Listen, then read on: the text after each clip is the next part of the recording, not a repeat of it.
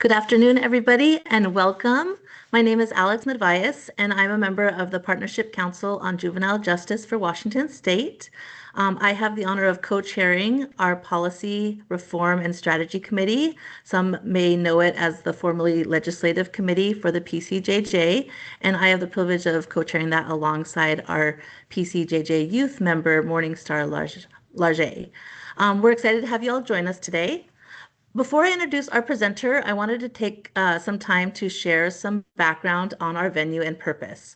The Washington State Partnership Council on Juvenile Justice is the primary state advisory group on juvenile justice. It provides a common point of analysis, planning, and advocacy for youth involved in or at risk of becoming involved in the juvenile justice system. The Policy Reform and Strategy Committee is a public subcommittee of the Partnership Council dedicated to driving meaningful change in juvenile justice. We bring members together to collaborate, build awareness around critical issues, and shape strategy for policy and legislative priorities. If you want to get involved, please consider joining our monthly meetings using the link on the Office of Juvenile Justice website. So for these meetings, everyone is welcome. They are open to the public. The Pres Committee, as we've termed it, also hosts the Advancing Priority Series, through which we aim to enhance a shared understanding of juvenile justice issues by providing educational, convening spaces for our partners and policymakers. So why diversion? Diversion provides developmentally appropriate, community-based alternatives that keep young people out of the legal system, reduce recidivism, and lead to better long-term outcomes. Because of these proven benefits, the Council has consistently recommended making diversion the primary response to juvenile offenses. To advance this work, the Council hosted a Diversion Summit in 2025 to address barriers to access and supported House Bill 1391 in the 2026 legislative session to establish standardized statewide data and eliminate geographic disparities across Washington. Today, we're joined by Dr. Lindsey Beach, lead diversion researcher at WSCCR, who authored Washington's Youth Diversion Landscape, the first of two reports on juvenile diversion. I'm excited to dive into the state of diversion in Washington and explore how we can keep as many young people as possible out of the juvenile system. So before we begin, a few housekeeping items. Staff will post on the question and answer feed. So if you do have questions, please put them into the question and answer feed, and then there will be some links to some information that are put into the chat as well. There will be the presentation by Dr. Beach, and then that will be followed by questions and answers. So you as the audience will have access to the Q&A function, and you can submit your questions there for Dr. Beach.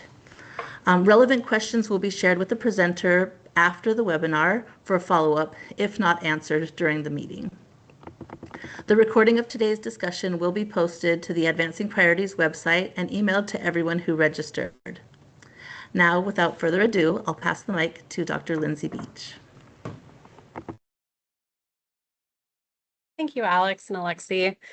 I am really thrilled to be here this afternoon, and I really appreciate you all taking time out of your August to be here together. I am really excited to start the conversation with you all around what I found doing some research on diversion across Washington State. So like Alexi and Alex mentioned, this is research funded through HB 1391, which was passed in the 2025-2026 legislative session.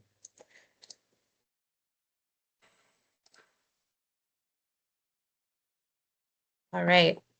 So getting started, I want to provide a bit of background information around where we are beginning and the state of knowledge around juvenile diversion in Washington State. So one of the impetuses for HB 1391 is really a desire to gain a collective understanding of how diversion works in Washington State. So we know that individual juvenile courts and the community partners that they work with have a really detailed and clear understanding of how diversion works in their local community, in their local legal systems. We also know that the youth who participate in diversion and the families that support them also have a really deep understanding of what it is that diversion looks like, what that process is like for them because they're the ones participating in it. And finally, like a lot of us here, advocates, researchers, folks in the legislature, we have a fairly good understanding of diversion. We understand the general efficacy of this work in trying to prevent youth from becoming further involved in the traditional legal system and the benefits that diversion can offer for youth and families to reduce recidivism and to also provide some assistance in helping them gain better connections to their community and a broad sense of support in this alternative approach to juvenile behavior.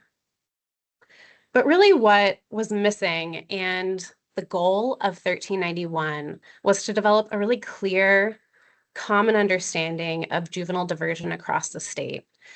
So there's local knowledge, there's personal knowledge, there's also system-wide knowledge based in literature and studies, national studies or studies of diversion in other states. But one gap that this legislation and my work is hoping to fill is having a broad understanding of what's happening across Washington. So with that really deep understanding at the local level, sometimes when you ask folks, what is diversion? How would you define it? There would be a lot of different answers in some of the rooms that I was in at the beginning of this project, and just a general curiosity around what's happening across the state. So I also want to step back and take a minute to describe the legislative background that brought us to this point in 2026. And we've got to rewind back to 1977, which was when the Juvenile Justice Act was passed. And this act established juvenile diversion.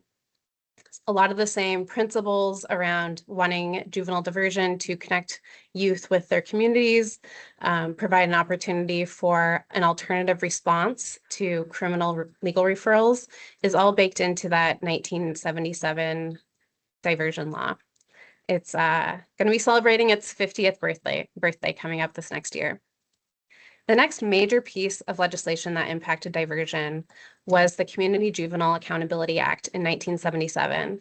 And this act really created an infrastructure to research juvenile programming and practices, develop a risk needs-based assessment approach to providing programming for youth in juvenile courts.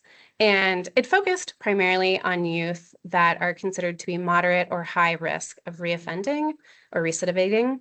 And in looking at this bill and the research and resourcing that has come since it was passed in 1997, this is focused primarily on probation and detention alternatives and provided less focus on diversion itself. In 2018, there was a major bill that passed that really impacted diversion, and this created an opportunity for juvenile courts, prosecutors, and also juvenile departments to offer youth discretionary diversion. So diversion after the first criminal referral. And it essentially created the opportunity for juvenile courts to offer as many diversions as they felt is appropriate. In 2019, ESB 5429 was passed, which expanded program participation for youth on diversion and also youth that are called referred youth in the legislation. So referred youth are youth that do not have an official police referral necessarily, but there was police contact and they can be connected to a juvenile court and connected to resourcing and programming that through that way. So this bill essentially allows additional youth, if they are eligible based on the risk assessment tools, to participate in some of these evidence-based programs. In 2022, there was also an extension and an expansion of the block grant, and this creates the pathway for juvenile courts to work closely with community partners to create evidence-based community programming. And so this creates another pathway to increase collaboration between courts and community partners. There was also an increase in the total amount of the block grant in 2022. However, there was not specific specific funding set aside for these community-based programming. It just created another pathway for courts to expand their collaboration with community partners. And finally, we're in the current moment and this research that was funded through HB 1391. And this funding and specific legislation is really an investment, a major investment, and the first specific investment in diversion research in Washington State. So it's calling for specific research on how diversion works, and there's also a lot of requirements and direction around data governance and data development. So collectively, the 1977, 2018, and the most recent bill in 2025 are the major touchstone legislative bills that were passed that shape diversion. And we're really entering this period of time where more people are curious and excited about diversion, and HB 1391 is a response to that curiosity and interest. So what does the bill ask us to do? The bill asks us to provide clarity by defining diversion and identifying statewide patterns and differences. It also requires that we provide some insight. So highlighting what the emerging conversations are around diversion within courts and within the community. Also identifying barriers and opportunities. So information about geographic differences, potential racial disparities, differences in process that might have a really consequential impact on outcomes. It's also calling for standardization. This is particularly around the accuracy, consistency, and completeness of diversion data. There's a lot of specifics in the bill, particularly Section 6, that are asking for detailed outcome and process variables. And finally, throughout the bill, there is a lot of emphasis on collaboration. So collaboration between Whisker, the research organization that I'm with, within the Administrative Office of the Courts, also within the Office of Juvenile Justice, and in addition, the Washington State Association of Juvenile Court Administrators, which are really the leaders in the local diversion operations as they run the juvenile departments. There's also a lot of space in the collaboration for community partners, as well as youth advocates, legal advocates, anyone who's really has a main role in this conversation around diversion has been a part of the conversation that we've been having over the last year. So in sitting with these goals and also thinking about the broader space that the conversation was in at the beginning of this research project, we broke out the HB 1391 requirements and goals into two reports. The report that has recently been published is fulfilling this first set of instructions and aims of the legislation. And this is providing a landscape overview. So what is diversion? How is it working? The report offers definitions. It also details practices, similarities between jurisdictions and differences, and then also documentation. So documentation as in how are data being recorded? What does that, where are those data living?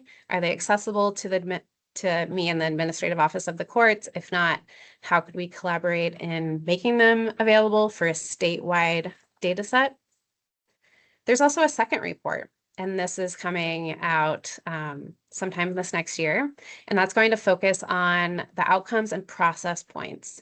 So 1391 in Section 6 outlines a lot of specific outcomes and processes that will be documented using administrative data. So these will be descriptive statistics that break everything down by youth demographic information and also by county.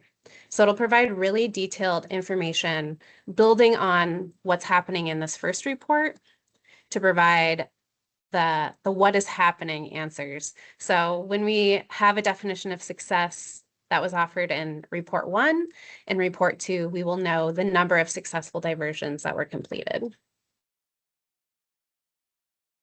So for this first report, we're trying to answer big questions like, what is the definition of diversion? How is it working across the state? And to do that, we developed a qualitative approach.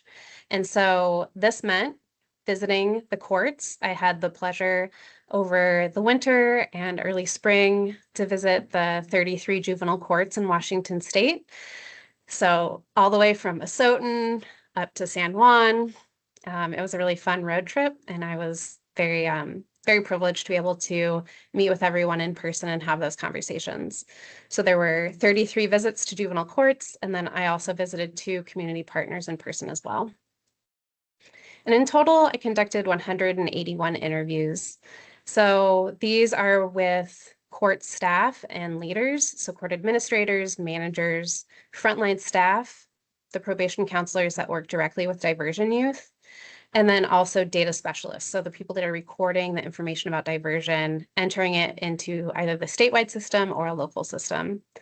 I also interviewed community partners to gain their perspective on what it's like to work with with juvenile courts, the things that they felt like really support those relationships, and also getting a perspective on what it's like for them to work with diversion youth. And then there were some other folks like defense attorneys and treatment providers that I also spoke to as well. Like I mentioned, this effort has been collaborative. So at the beginning of this study, I gave several presentations and gathered feedback from audience members, such as yourself, around things that people were curious about, listening carefully to the questions that people had. And then we also convened a juvenile diversion working group. And this group has members from juvenile court leadership, also OJJ, community partners that are offering diversion programming to youth, youth advocates, juvenile prosecutors, and folks within the AOC that are also invested and involved in the diversion conversation. And we had 6 meetings across between December and May, talking about the different aspects of diversion, developing a definition, and also they were a great audience and a great collaborative body for me to bounce ideas off of and get feedback in the work. So collectively, this is a really broad base of knowledge rooted in people's experience in the system, and it's very, very detailed. No stone was left unturned, and a lot of details were provided by the folks that graciously provided their time to be interviewed, really detailing how the process works. And for me, it was a gift to be able to get all of that detailed information and then compare it across the state and between jurisdictions. And so one of the main motivations around 1391 was to get a better understanding of the quality of diversion data. And at the beginning, there were some concerns around the comprehensiveness of this data and the data that were available, if it was reliable enough to have comparable statistics run between counties, kind of are we comparing apples to apples or apples to oranges? So I asked detailed questions about the data entry processes and documentation. I found that the data for diversion are much more complete than some had feared at the beginning of this project. All courts are recording information about the diversions that they complete with youth, and they can review diversion research information that I'll be using for accuracy. Most courts, this purple box on the left-hand side of your screen, most courts are entering data about diversion into the statewide system. And this is the same record system that they're entering information about probation and legal cases in general. As an AOC employee and a researcher, I have access to the information that's entered into the system. And so there's a lot of high quality information there on diversions that are, like I mentioned, being entered by most courts and counties across the state. And then this list of teal boxes lists out all of the different places where data on diversion are being held locally. So King County and Pierce County, because they're really large and are the 2 most populous counties in the state, have separate record management systems. So they also record diversion data, but it's separate and apart from the statewide system. And so when we create a larger research database, we'll also need to be incorporating that locally held data as well.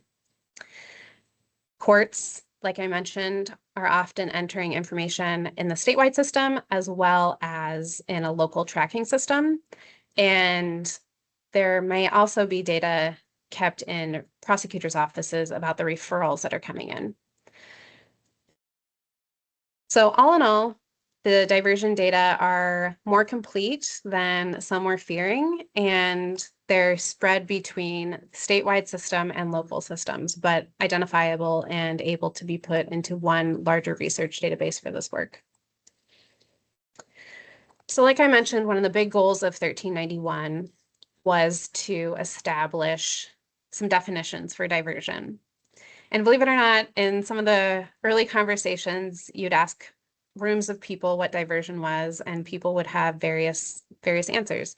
And so in this work, I found it to be really helpful to differentiate between two different definitions of diversion. One, a conceptual definition, and the second, a definition that could be useful in a legal context. So the conceptual definition that was developed by the Juvenile Diversion Working Group is any response that navigates youth away from formal prosecution and arrest.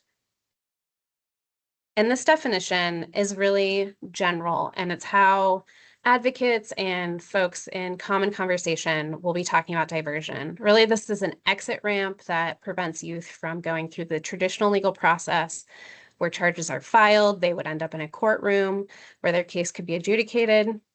This is a pretty broad definition and fairly expansive. More specifically, in a legal setting, the definition of diversion that I developed focuses on specific elements that are really necessary to distinguish diversion from other types of legal interventions. So this definition is a juvenile court's response to a youth's alleged criminal offense where there is a police referral, probable cause, prosecutor involvement, a goal of avoiding the traditional processing, and then finally voluntary youth participation. So all 5 of those elements are present in every diversion that is youth diversion that's happening in Washington State. So thinking about all of these different alternative approaches to youth behavior in the criminal legal system, it was also helpful to develop a schema that would incorporate other things that are often talked about in this conversation. So this is a chart that separates out diversion, that legal definition that I just provided in the middle. And then there's also deflection and disposition alternatives. And deflection is, in my opinion, it's useful to create a distinction between deflection, which is any sort of intervention that keeps youth out of the legal system at the very beginning, so preventing them from having a police referral or an arrest. Oftentimes, these deflection programs are based in schools, community programs, sometimes police, if they offer a warning to youth about their behavior, can be providing deflection. The police-led diversion program in Seattle, known as LEAD, is a great example of a deflection program because they are routing, in that case, adults, but anything that routes youth to a community program or an alternative response to disruptive or harmful behavior is a form of deflection. And there's also some court-based prevention programs that follow this deflection model. Like I mentioned, diversion is trying to prevent traditional case processing or those referrals from being filed in the traditional court process. And then there's also an additional set of alternative approaches called disposition alternatives. And these happen after a case has been filed and when a youth, in the case of option B, SOTA and CETA, those 3 options on the bottom, have been assigned a sentence where they will be spending time in the juvenile rehabilitation. So these alternatives do not, in this legal definition, count as diversion per se, but they are in a continuum of alternative responses in the state of Washington to youth behavior that really try to prevent youth from going through the traditional legal pathway. And if they have done that, also preventing them from spending time in juvenile rehabilitation. So more definitions of diversion. There are 3 different types of diversion. The first is counsel and release. This is a one-time contact or a warning letter. This is the most minimal form of contact between a youth and the juvenile department. I find and courts report that it is pretty rarely offered, and all courts across Washington state do offer counsel and release diversions. A second form of diversion is called informal diversion. And the real core goal of informal diversion is to provide quick service connections for youth. So looking at some of the other diversion pathways, courts were finding that they weren't able to respond quickly enough to emergent issues or youth needs. And so these informal diversion programs were developed by 7 courts to respond more quickly and in a slightly different way to provide those services. And even within those courts, it's a more rare form of diversion. And because only 7 courts in Washington state have informal diversion programs across the state, collectively, it is more rare than other forms. The final form of diversion is called formal diversion. Like I mentioned, this is the most common form of diversion. When we're talking about diversion, this is the one that we are probably imagining in our mind's eye. It's offered by all courts in all counties in Washington state. And what this looks like is it's usually a 3 to 6 month agreement between a youth and the juvenile department for the youth to complete specific types of conditions. Another distinct feature of a formal diversion is that there's possible termination. So if a youth does not complete their conditions or really hasn't engaged with the diversion at all, then it's possible for the juvenile department to file for termination. And this would be a process where a youth would meet with a judge and a prosecutor to go over the current status of their diversion. Courts report that oftentimes in those hearings, the judge offers an extension for the youth to complete their diversion, and a lot of times the youth do complete it after that termination hearing. But that's one of the distinctive features of formal diversion, is this possibility of termination, even though courts do report that termination is relatively rare. There's 2 different modes of diversion as well. There's mandatory diversion, which is legally required in diversion statute, and this is for the first referral that a youth will have. The word most is up here because there are a few exceptions for specific sex and violent offense types, but the vast majority of potential charges and referrals that are coming to the juvenile prosecutor's office are eligible for diversion if it's their first referral. After their first referral, these are the discretionary diversions that we were talking about. So these are optional, meaning that the prosecutor and the department are making discretionary decisions about whether or not a youth can be offered an additional diversion after their mandatory diversion. And this is, again, for a second or subsequent referral. And the same eligibility requirements around sex and violent charges apply to those as well. So across the state, in general, diversions follow a 5-step process. The first, like I mentioned, is a police referral. And so this is information coming from a police department into the juvenile prosecutor's office that's documenting an alleged criminal incident where the police officer believes that the youth was involved in a situation that is criminal in nature. Then the prosecutor reviews this referral. They're looking in this review to see whether or not they believe there's probable cause to move forward with this diversion or potential diversion. And if there's not, then they take no action on the case. If there is probable cause, then the prosecutor also can make the determination to recommend diversion. And after a prosecutor makes the recommendation that a youth be diverted, That referral and that information is then sent to the juvenile department.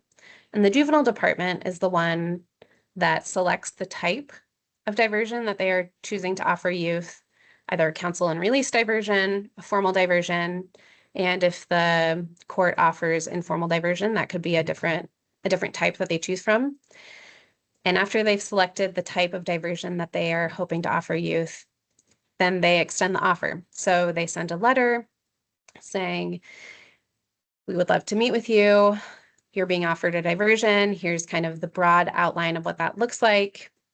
And once they get in touch with the youth has the option to accept a diversion or not. So the youth might say, this sounds good to me. I've got some questions, but they get answered in that first initial meeting that the department and the youth have together. Or the youth might not accept the diversion, which we'll talk about on the next slide. So if a youth accepts a diversion, which happens in most situations, then they complete their diversion. And for most youth, that is completing the conditions outlined on a formal diversion. So that could include community service, a referral to get a substance use evaluation. It could look like writing an apology letter. It could look like taking an online class. There's a lot of different types of conditions that youth might be expected to do when they're on diversion. And finally, most youth successfully complete diversion, which means completing most or the vast majority of all of those conditions on their diversion agreement. And once they do that, when they turn 18, their record is eligible for destruction.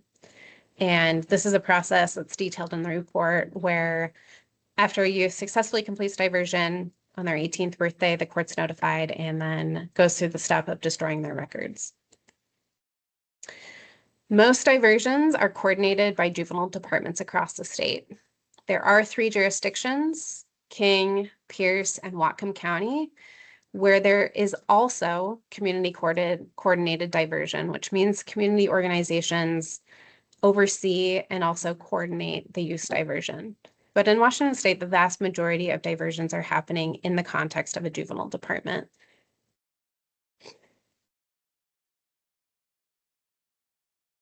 So that was the common process that most youth go through.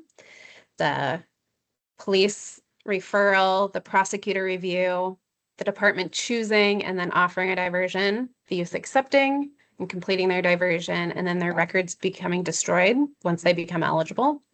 There are some exceptions. So there are 4 notable exceptions to that common process. And the first is when a youth is arrested prior to their diversion. This arrest is a police decision, and when they're arrested, they may be brought to a juvenile detention facility.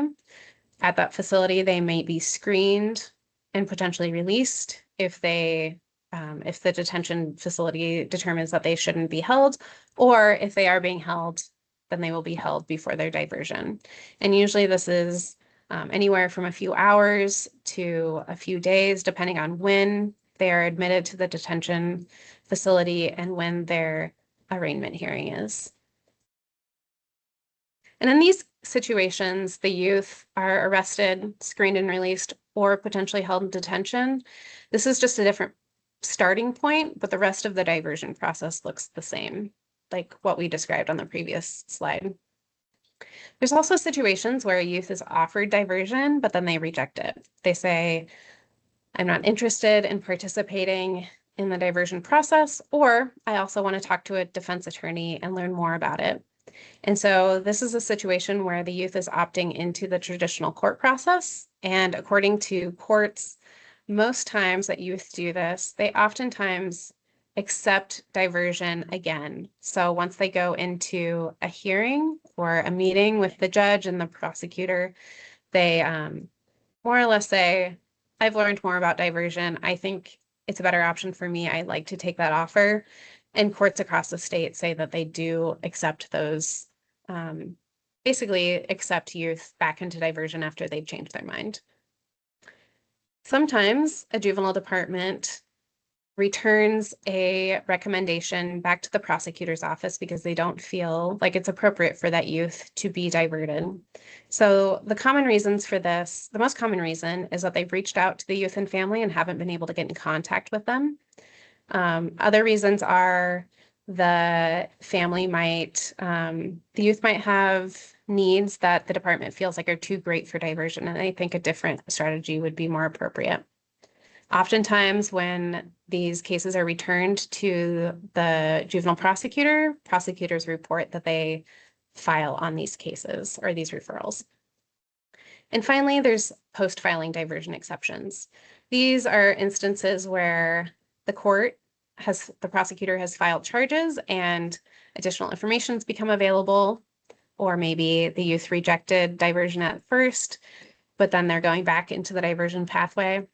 And so these situations oftentimes proceed in the same way as the other, as that common process we outlined in the last slide. There are filed charges on deck, and those are often dismissed after the youth completes diversion. Courts report that these exceptions are relatively rare, and they don't happen quite frequently. And it's really important to note that the vast majority, almost all diversions in Washington state are happening pre-filing. So in the vast majority of diversions in Washington state, no charges are being filed. It is a rare exception when a youth enters a post-filing diversion. So those are some of the definitions and some of the common processes that are applicable across the state. The report dives into additional variation and how those things can look different in different counties. Some counties, the prosecutor is not reviewing the referrals when they first come in. Those referrals are going to the juvenile department for review. But there is variation that is detailed in with more information in the report. So switching gears from similarities to some more of the variation between different counties, there are 4 large areas of variation that I identify in this report that are really driving differences at the county level between what diversion looks like in one county compared to another. So the first is discretionary diversion, these optional diversions that are happening after a youth's mandatory diversion. And these are situations where we break it out into 3 different categories. So there are 7 courts that rarely offer discretionary diversion. They're focused on the mandatory diversions, and it is very rare for them to offer a second diversion.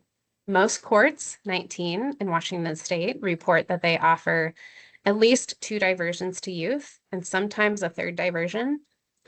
And 7 courts report that they also offer a 3rd diversion fairly regularly. So there's a range, and in practice, what this means is that a youth with multiple referrals might have 1 diversion opportunity in one county and up to 3 or 4 in another county. And because of the legal consequences and ramifications of diversion, this can really just result in largely different diversion trajectories and legal trajectories for youth. And in the report we go through, there's a whole chapter where I detail the different common reasons for the choice of whether or not to offer discretionary diversions in these 3 different groups of counties. The second form of variation between counties that's really driving differences in what diversion looks like is informal diversion programs. Like I mentioned, there's 7 jurisdictions that offer it. The key features are those quick connections to services. Youth are expected to engage in those services, but if they don't, they're often offered a formal diversion. And in the counties that offer informal diversion, they're not considering an informal diversion to be a youth mandatory diversion. Youth will have the opportunity to participate in potentially 2, 3, or 4 diversions in the counties that are offering informal diversions. And these programs often focus on family counseling, so connecting youth and families with early family therapy in direct response to a family crisis that brought them into the court. It can also be participation and coordination of services programs where it's a skill building space for youth and families. The King County FERS Family Intervention and Restorative Services Project is a great example of informal diversion that is really trying to quickly respond to the needs of youth that are, again, facing a family crisis. And Pierce County also has a program that's focusing on first-time substance use referrals. The report in chapter 5 goes into great detail about all of these different examples. The third form of variation, or the third cause of variation in diversion programs across the state, is differences in the referral timeliness and backlogs.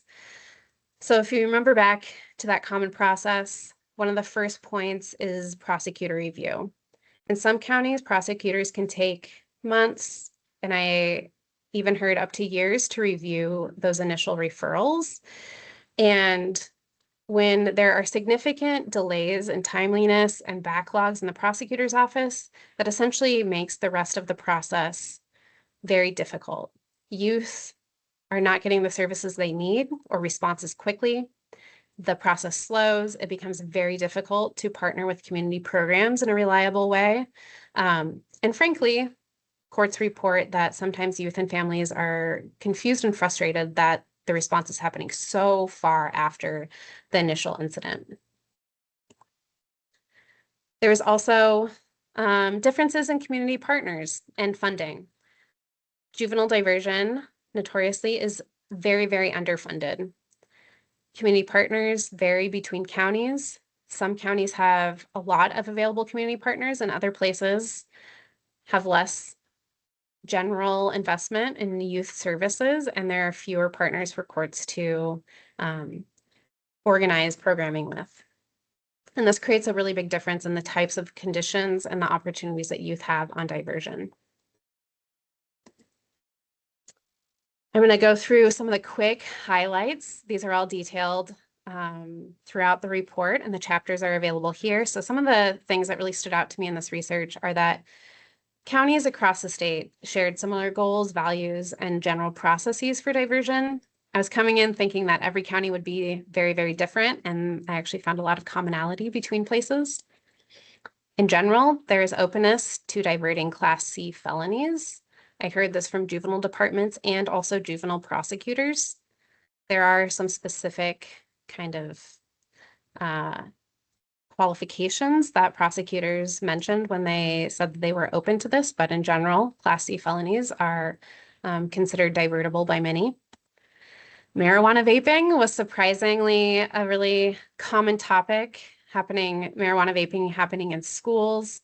And this was an issue that was very prevalent in some counties and completely absent in others. There was a lot of variation across the state in what this looked like.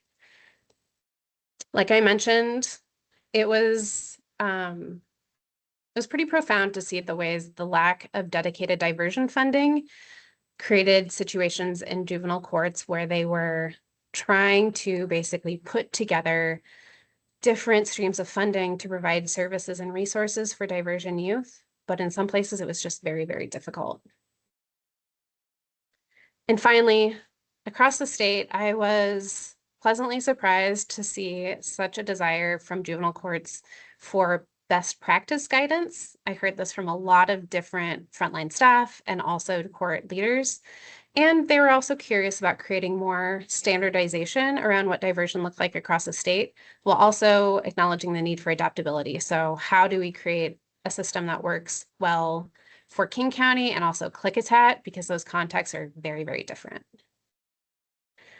I want to spend a few minutes at the end of this presentation focusing on some of the recommendations made in the report. And these recommendations are really coming out of some of the main conversations that I was having with juvenile courts around issues that are top of mind or very much in flux. They are emerging, and also spaces where courts are trying to figure out the best way of responding. And the first is family crisis. Courts report that one of the major sources or one of the main reasons youth are diverted and come into contact with the criminal legal system for a first-time referral is because of a family crisis.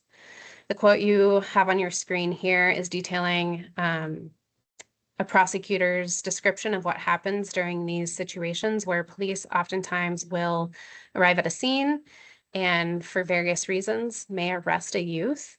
And one of the reasons why family crisis and diversion is really consequential is because youth are disproportionately arrested in these situations.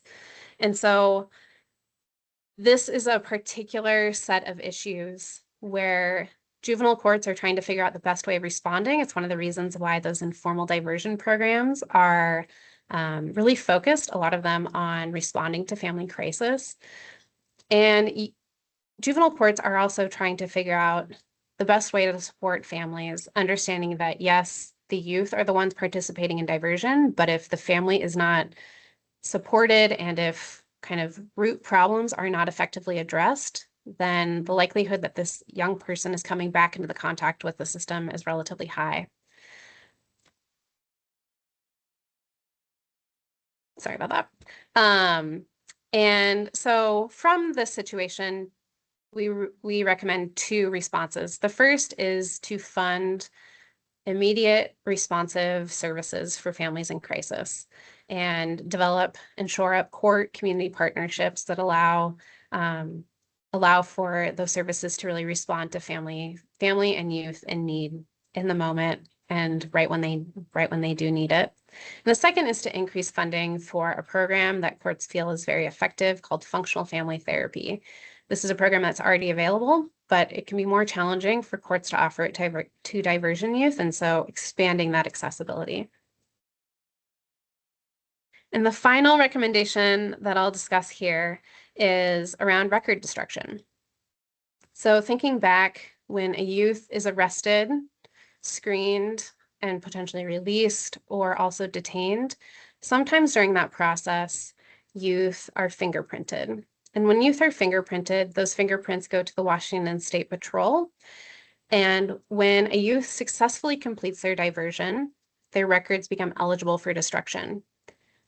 Courts report that they systematically and routinely destroy those diversion records.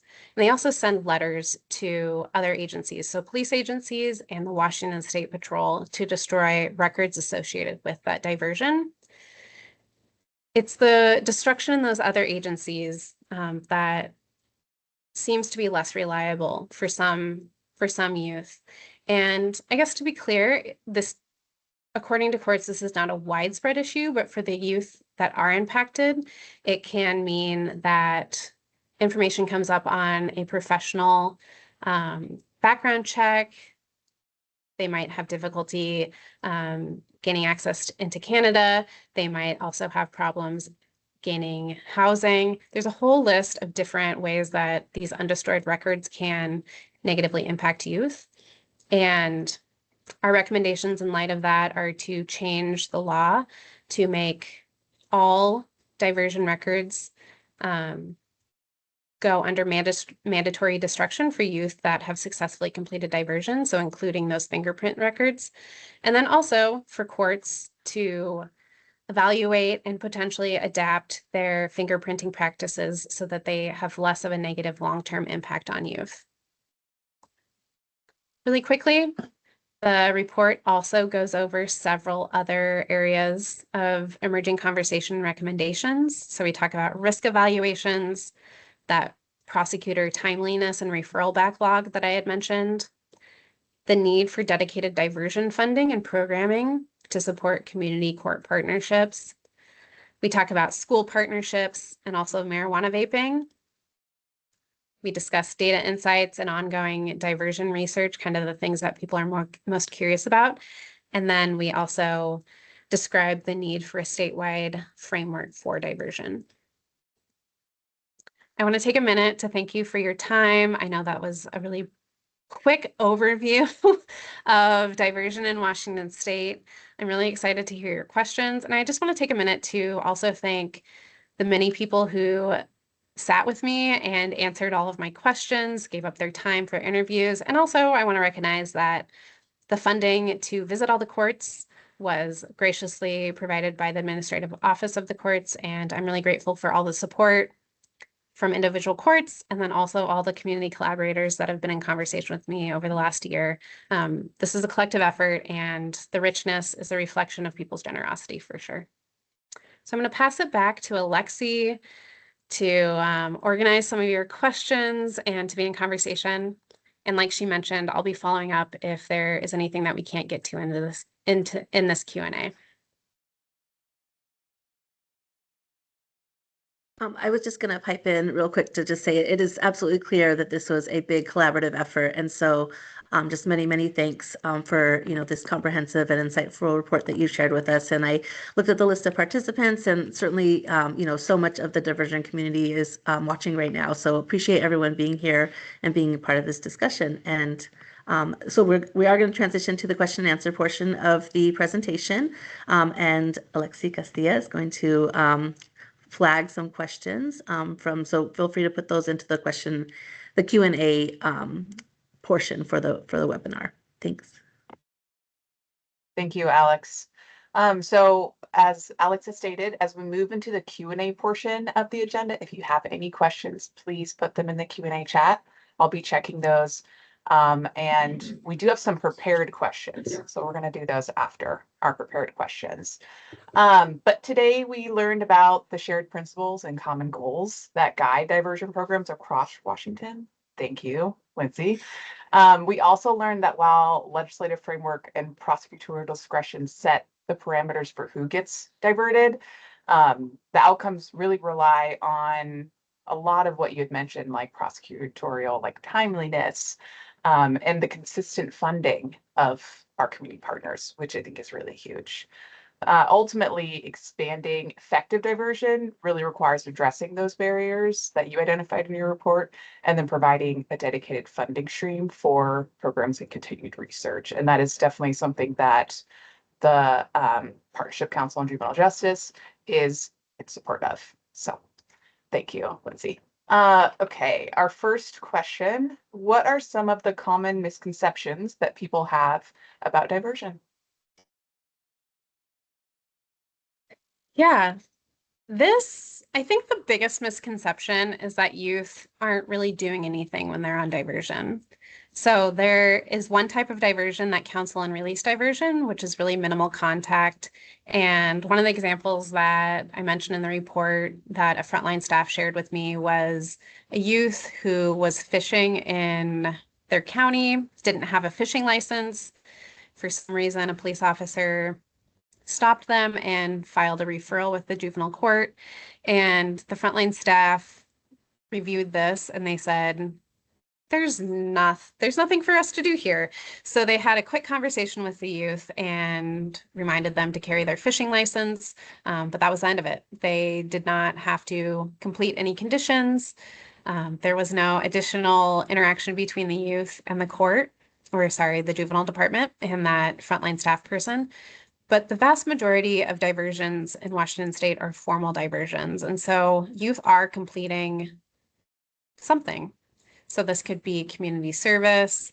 On average, that ranges between 4 and 24 hours over that diversion agreement period. So anywhere from 3 to 6 months. It could look like treatment. It could look like participating in a positive youth development program or writing an essay. So in the vast majority of diversions, youth are doing something. They're completing some sort of requirement outlined by the department, and they're not just being released unless it's one of those counsel and release. I think another misconception that folks have is the availability of community partners. In some places, there are just very few organizations that do exist to provide services for youth. And it is difficult in those places for courts to have community partners to work with. And also in places that do have a lot of community partners, those partnerships require coordination between the department staff and those community partners. In the report, there's a whole chapter that outlines the dynamics that best support successful partnerships. So stability on both the community program side and the juvenile court side, available funding, reliable referrals to maintain some consistency in that relationship. And so in some ways, the community court partnerships, I think, are misunderstood. One, everyone across the board emphasized how important and essential they were. And I think they also require an investment of time and resourcing. Community partners are oftentimes providing some of these services for free to to the courts because they understand the importance of doing this work with system-involved youth. And at the same time, courts expressed a desire to have more funding to partner more closely with these programs. And I guess I am of the opinion that people should be paid for their time and energy and labor. And so across the board, more funding would be both supportive to community partners, but is also desired by juvenile courts to support and expand those programs. Yes, I feel like we're all in agreement with that. Okay, can you talk about, or at least a little bit about diversions in schools? Did any school-related themes emerge in your research? Yeah, like I quickly mentioned, the vaping situation was surprisingly important in some jurisdictions. When I talked to some prosecutors, one mentioned that they were receiving 10 to 15 vaping-related referrals a day from schools. And in other jurisdictions, I asked and it wasn't an issue. And so there was incredible variation across the state in what that looked like. And I outline in the report all of the different strategies and frankly, kind of influx responses that juvenile prosecutors and courts are developing right now. But in some places, it's a very significant issue. I also, when asking about the role of schools and juvenile departments or that relationship, I was also surprised by, in some places, juvenile departments and prosecutors would say certain schools were sending a lot of referrals and other schools were sending very few referrals. And so maybe even within the same school district, one school might be sending significant number of referrals and another would be sending a lot fewer. And one of the calls for data diversion development or diversion data development, the 3Ds, in the report is to add information around incident location, which is really, really critical if we want to get clear understanding of where incidences are happening that are being referred to the juvenile court. And in counties like Clark and Pierce, they've done really specific work to identify schools that had really high referral rates. And in both jurisdictions, they work directly with those schools to develop alternative approaches. But one of the basic things that we need to be able to do is to identify which schools have really high referral rates, and then hopefully provide additional resourcing and having some problem-solving conversations between courts and schools about other ways of addressing potentially disruptive behavior.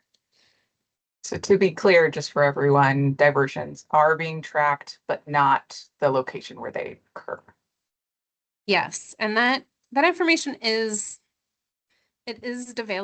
available, but it's underdeveloped, which means that as a researcher, it would require me to probably look at all of the police referrals, and in the writing portion of it, it's not necessarily right now in a usable variable format. And so the call and the additional work that I'll be doing with folks within the AOC is to develop a specific area within the system to add that information so that we can answer questions like this more efficiently and more reliably.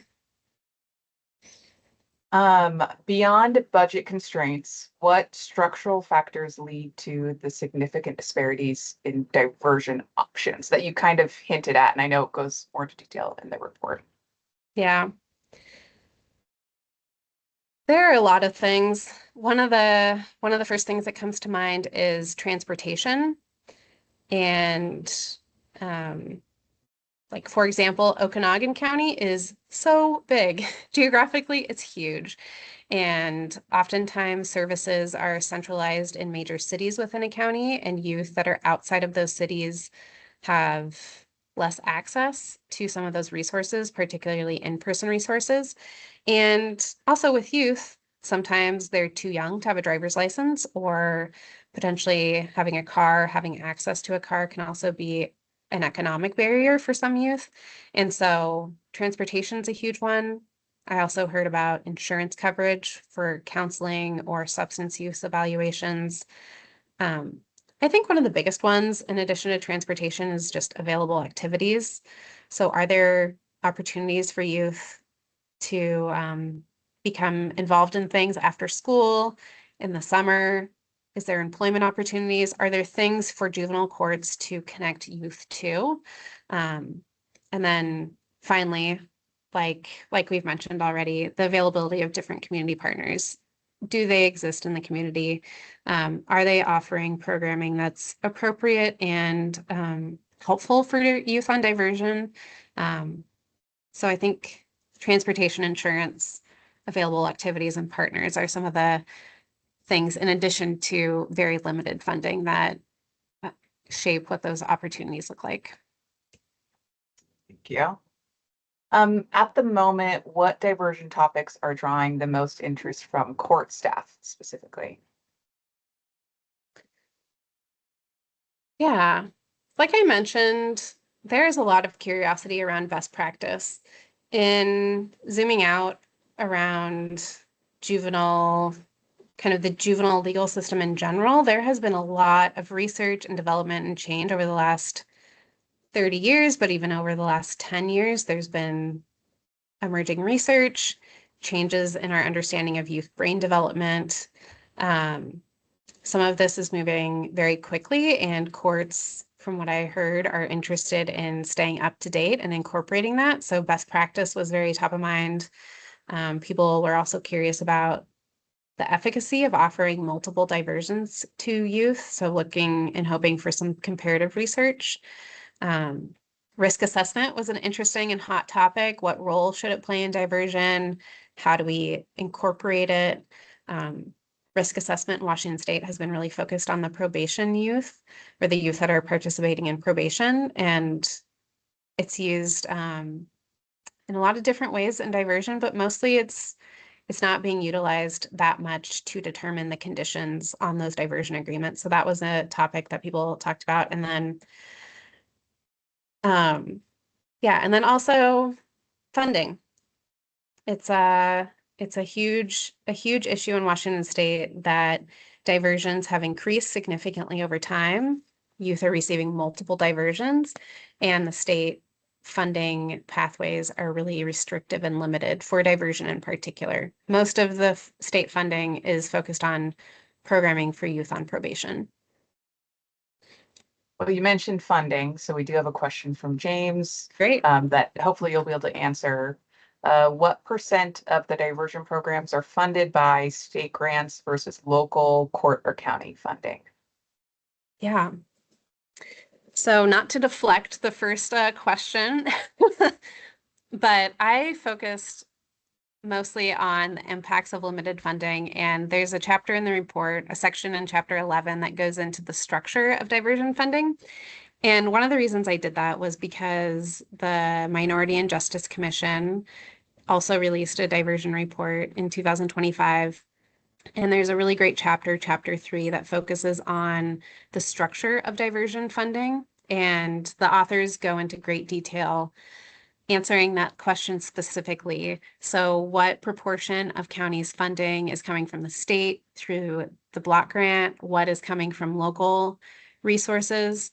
When I asked courts, the vast majority of money is coming through the state, but they also were kind of, to be frank, kind of scrappy, trying to find small pockets of flexible money that they could use to offer programming for diversion youth. So I heard from some counties that they used local mental health tax dollars to provide treatment services to youth.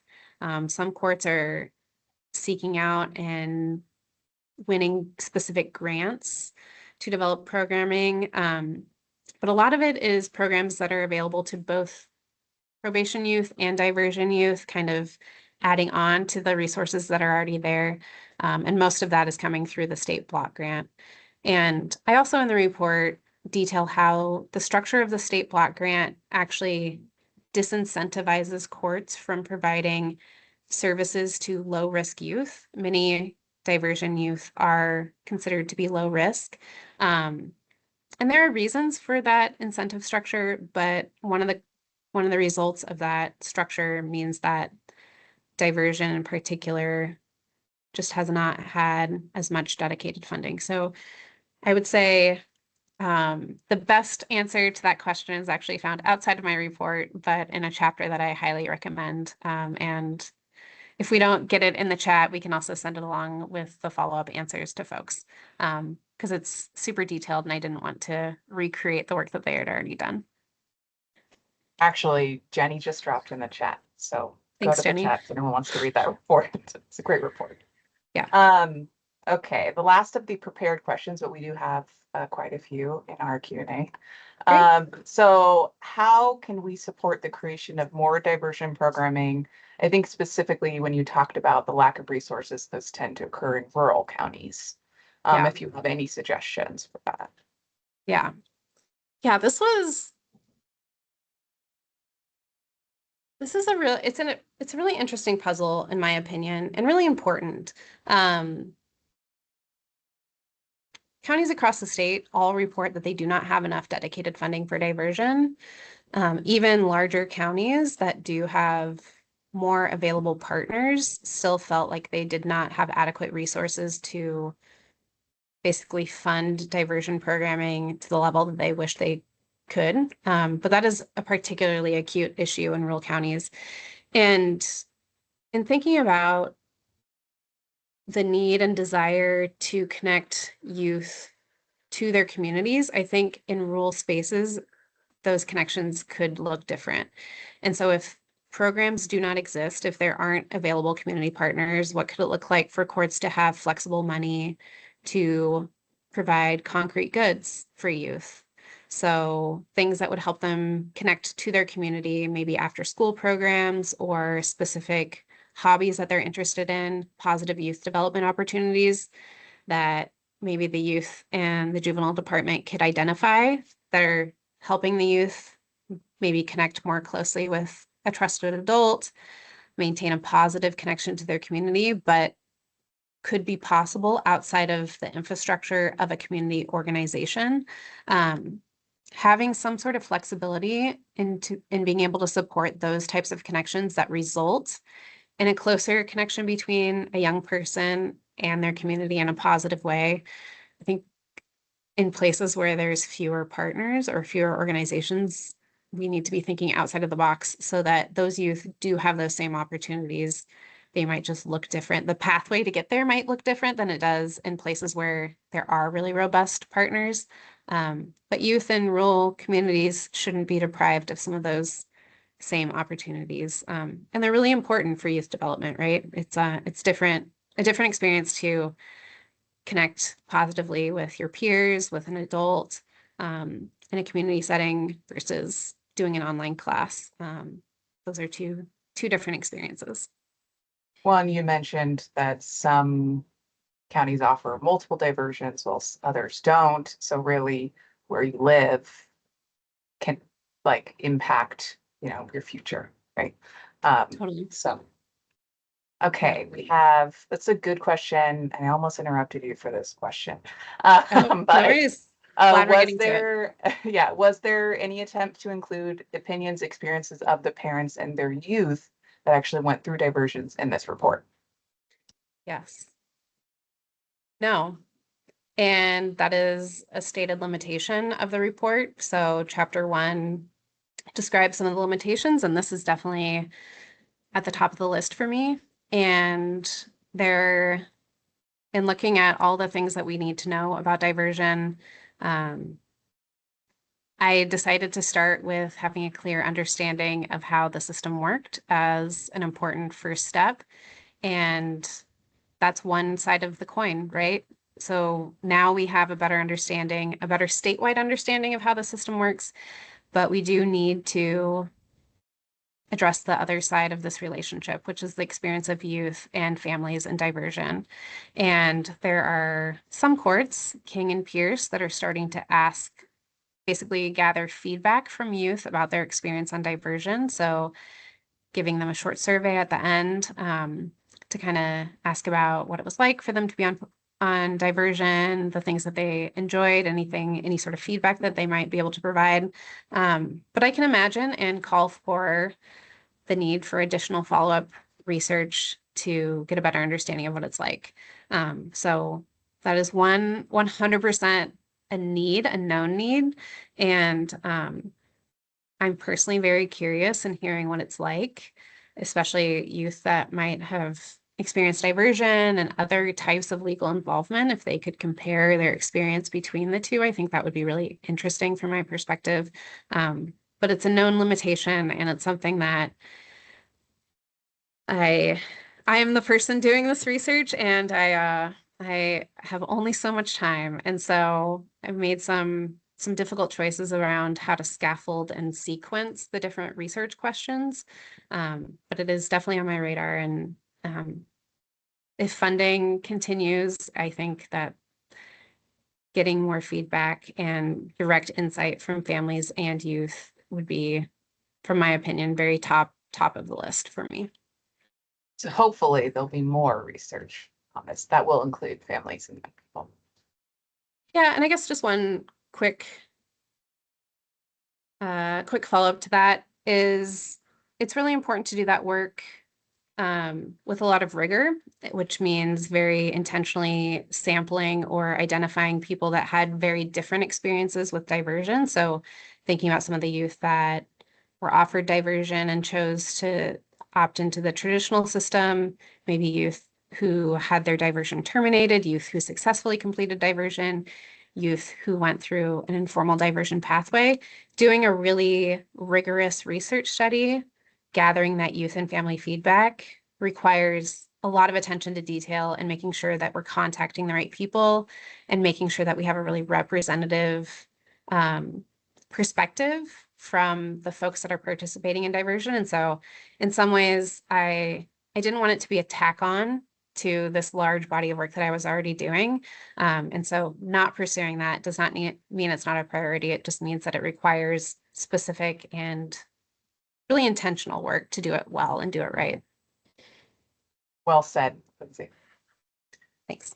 Okay. There's a bunch of questions. Does the presence of diversion as an option result in youth having contact with the justice system who wouldn't otherwise simply not be charged? And you kind of gave an example of this, but I don't know if you wanted to expand on that. Yeah, this is a kind of a net widening question. Like, are more youth coming into the criminal legal system because diversion exists? And this was also a question I had at the beginning, and with the understanding that I have not run statistical analyses on this, my answer is no, because this is really diversion. The first step in diversion is a police referral. For diversion to be a net widening process, police would need to be aware of diversion and would need to be sending additional referrals kind of above and beyond what their normal practice would be to the juvenile court so that youth would be sent and recommended a diversion.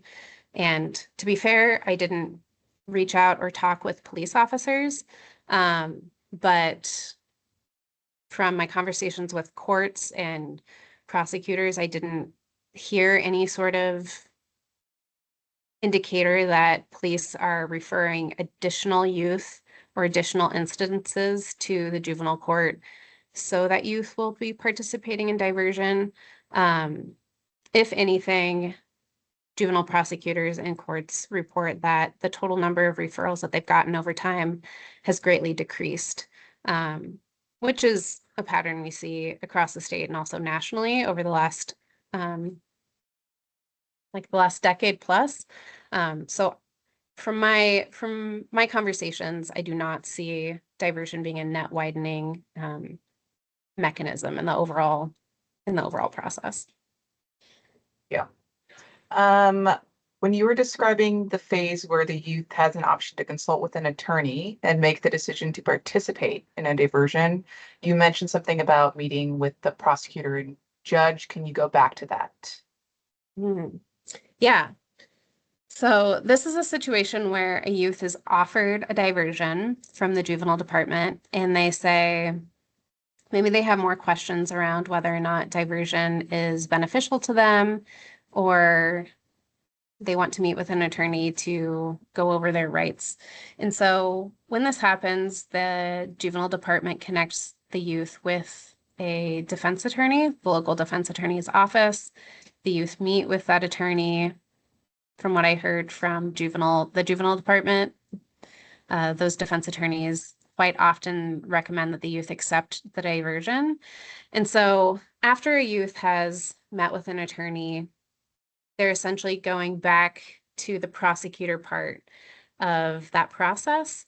The prosecutor most often files the referral, and then they go into the traditional court system for a hearing. And during that hearing, it's going to be the prosecutor, a judge, the youth, and also their defense attorney. And in those hearings, usually the conversation, I'm, ad-libbing here, but usually the conversation is the defense attorney saying, my client has reconsidered and they would love to accept this diversion opportunity. And the prosecutor, according to prosecutors and folks in the juvenile department, say, great, we would love to have them be on diversion. And so in some ways, it's a bit of a formality if youth meet with their attorney, then say they want to accept a diversion. They go kind of have one pit stop in the courtroom, and then they go back into the diversion pathway. I acknowledge that it's not a linear pathway, right? It's kind of a circling back through one part of the process, and it's described in the report in more detail. But the thing to know, I think, is that the vast majority of youth, unless they're really contesting their involvement in the original incident, oftentimes the defense attorney will strongly recommend diversion, and then the court will kind of re-extend that offer for diversion, and they'll go through the diversion pathway. Thank you. Due to the variation from court to court regarding offering discretionary diversions, and given that prosecutors often serve as the gatekeeper regarding whether or not discretionary diversions are offered, what efforts have transpired to educate prosecutors regarding this disparity? If you can somewhat answer this. It's a great question. I know of some courts that have had pretty explicit conversations with their prosecutor. So when I say courts, I mean the juvenile department, the leaders, and also their frontline staff talking about, there's one court in particular that was talking about the racial disparities in what the discretionary diversion offers they were seeing, and went back to the juvenile prosecutor to try to problem solve around that and create more standardized guidance around when a discretionary diversion will be offered. One thing that I did notice in my conversation with prosecutors is that their perspective on diversion is a little bit limited.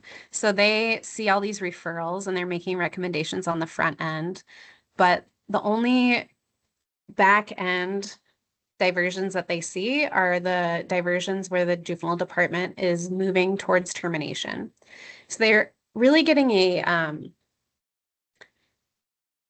unrepresentative perspective in some ways of what diversion youth look like. And not saying that, all juvenile prosecutors have a skewed perspective on diversion. That's not my experience in talking with juvenile prosecutors, but they do have a disproportionately high window into the diversions that didn't work. And so one thing that I do recommend in the diversion report is that juvenile departments reflect back to juvenile prosecutors the success of diversion, how many diversion youth successfully completed their programs, explain to juvenile prosecutors what diversion actually looks like to give them a better idea of what youth are being asked to do and what they're completing, to potentially kind of fill in some of those gaps around how many youth are successfully completing, what successful completion looks like, what they're being required to do. I think that it could potentially increase the willingness of prosecutors to offer a second or potential third diversion if they have a clear sense that most youth are successful in this approach, and also a clear sense of exactly what it is. Because without those particulars, sometimes it's just like maybe this broader assumption that youth aren't really doing anything, which from my research is very inaccurate. We have time for one more question. I'm going to take Adam's question because I actually think this is really important. Thank you for sharing your work so transparently. I'm curious how you mitigated researcher and participant biases. Yeah, that is a great question. I state really plainly at the beginning, and I guess transparently, I am a mixed methods researcher. And so what that means to me in my practice is that I try to use whatever tool is the most helpful to answer these questions and research questions. And for this first stage of the research, the qualitative approach was the most appropriate because we had big questions about how the system worked. We had to answer what is diversion. And so talking to people and getting their perspective directly was, in my professional opinion, the best way of approaching that.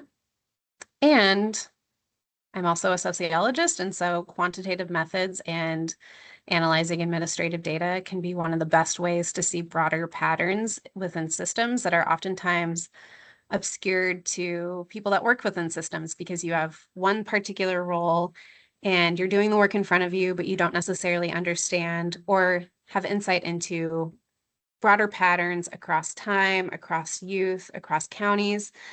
And so that's one of the reasons why I feel very lucky to be able to do a quantitative report as well as a qualitative report. And so some of the ways of addressing the potential bias, maybe the folks that I spoke with,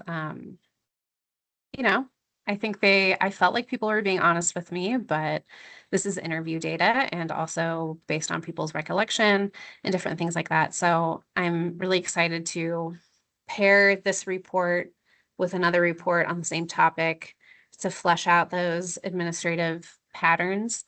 And I think another way of addressing bias is keeping this research as collaborative as possible.